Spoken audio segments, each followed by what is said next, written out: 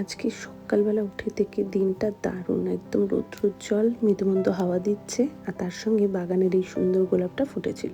মেয়ে টুক করে নিয়ে চলে এসছে, তাই সেটা গোপালের চরণে স্থান পেল। সকাল জামাই ষষ্ঠী বলে কথা, একটু তো অন্যরকম সাজাতেই হবে গোপালকে।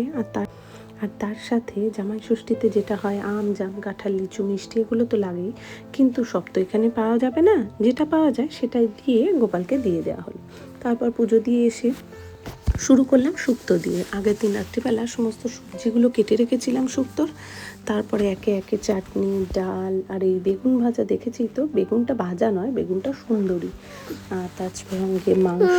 একটা জিনিস আমি ভুলে গেছি, সেটা হচ্ছে পাঁপড়। বাকি জিনিসগুলো দেওয়ার চেষ্টা করেছি সাধ্যমতো।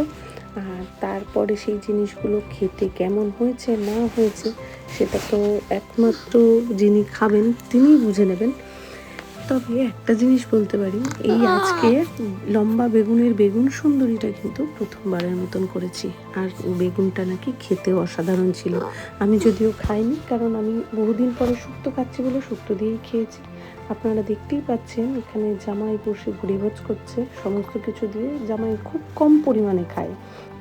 জামাই ষষ্ঠীতে জামাই যেমন খায়, তার সঙ্গে খায় কামাইও, চেটে পুটে।